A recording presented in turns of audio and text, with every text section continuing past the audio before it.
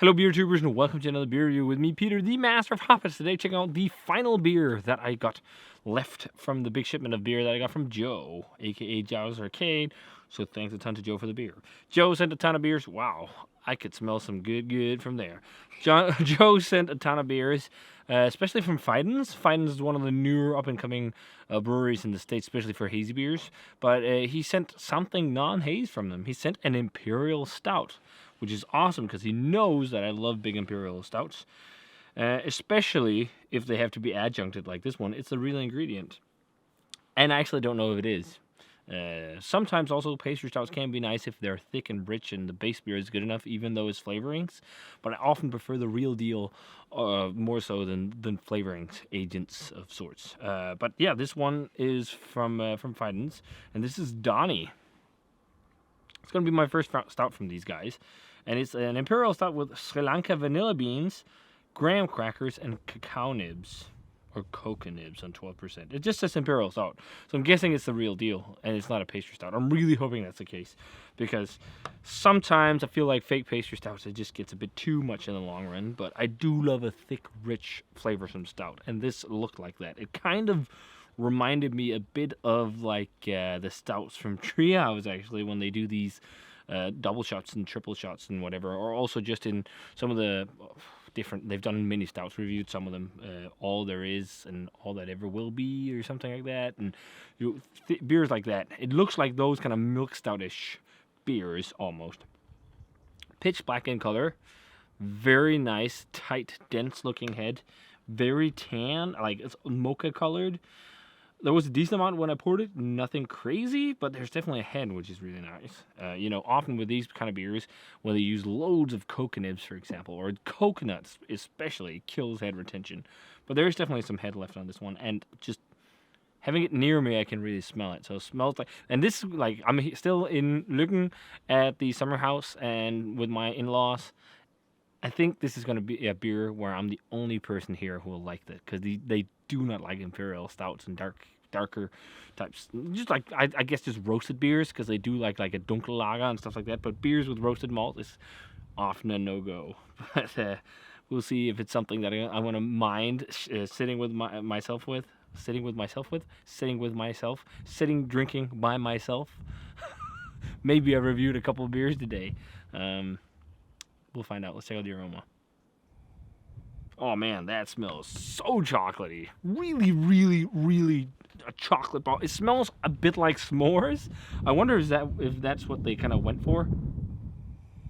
Loads of chocolate, but also like a fudgy, marshmallowy vanilla thing. Almost like ice cream. So there could be a little bit of like a vanilla extract or something like that. But I'm also getting huge tones of vanilla, like vanilla bean. But what often gives it away for me with the extracts is if it has like a marshmallow ice cream type thing, then it's often vanilla extract. But there's also like a little bit of a dark fruitiness that you can get from vanilla. But the more I'm smelling, the more I'm leaning towards a vanilla extract. And there's definitely totally graham cracker like. It reminds me a bit of like something like Morbidly Obese from Cervisium, just maybe a little bit more rich than that. I don't think it smells too fake, but it smells like there could be a bit of flavoring in here to boost some of the adjuncts. We'll see on the flavor. It smells nice though. Let's give it a taste. Cheers. Thanks, Joe.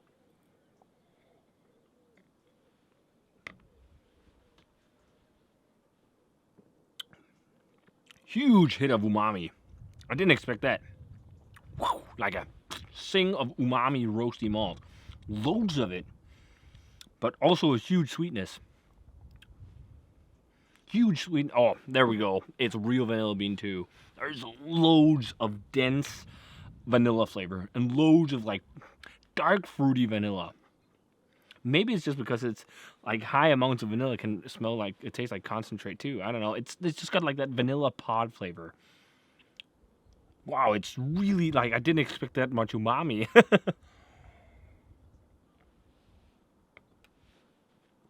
It kind of drinks like an Imperial vanilla chocolate milk stout. Something like that. Like, Ah, man, I'm so glad it's got umami. I was so afraid it's going to be all sweet pastry. It's definitely sweet, but it has like a little bit of a roasty umami presence. It's not a lot. It fades quite quickly and then goes into lots of chocolate. But that like edge of roasty malt isn't like burnt or anything. It's just like an edge of umami roast, and then it just fades. But it's there for a second, which is quite nice. I don't know about graham cracker. There's some caramelly toffee vibes. I don't know if graham cracker per se, but I can see a connotation to something like a s'more with this. But it seems very similar to when Treehouse does stout. But I'll say, like, Treehouse, like, like, in terms of reference, I've talked a lot about Treehouse with Fidens IPAs. So we're carrying on with that, unfortunately, or not unfortunately, but with their stouts. And also, it's a brewery, Treehouse, that makes loads of different stouts and, like, the quadruple shot variants and all these. Double shot and one, like loads of coffee stouts and milk stouts, and without barrel aging. They're doing barrel aging now as well, of course, but they do a lot of these kind of heavy stouts with real adjuncts, and they do them real well. If we talk about East Coast breweries, there's loads of breweries doing it. It's just what comes to mind, but it seems like in that kind of ballpark, maybe just a little bit more fizzy, and just lacking a little bit in terms of layers. I chilled this lightly. As it warms, it'll be interesting to see how it changes. But loads of chocolate and vanilla. And I love that it's like a real kind of vanilla bean flavor, like that pod thing. But I know some brewers, to get like that huge pop of vanilla flavor, they've layered vanilla flavor. So they've used vanilla beans, they've used vanilla sugar. Like you can get that in Denmark. It's like a powdered sugar with vanilla in it. And vanilla extract, like different types, so you get like a really complex vanilla flavor. I know some people do that do pastry stouts, and it works quite well. It can work really well. You get like that frosting type vanilla, ice creamy flavor, without it being too fake.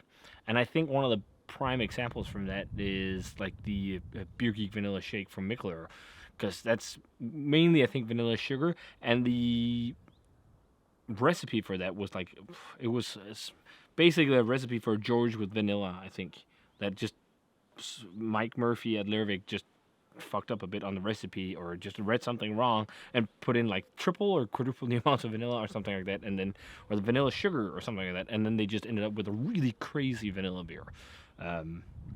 But so it, it can be done. And that being said, this is really good. It's not like I'm blown away. This is a crazy awesome stout. It's a really nice Imperial stout.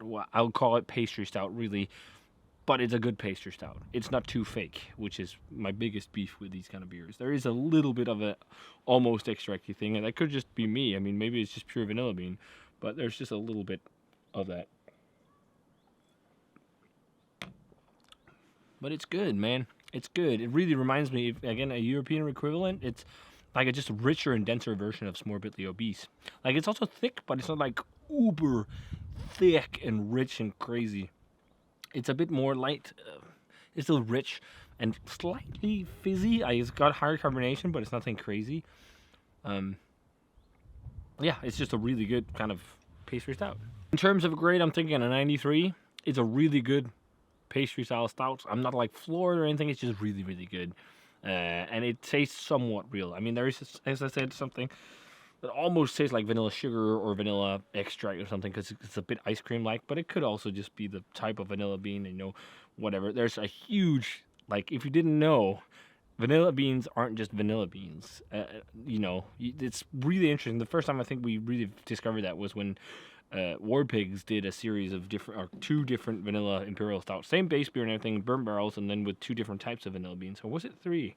Where there's a huge difference. And Bottle Logic has done it as well with that series of fundamental observation, where it's vanilla from around the world, and there's apparently a huge difference depending on where it's from. Like, you also see it if you look at Tahitian vanilla beans. They're like crazy fat and thick compared to the slim Madagascar beans.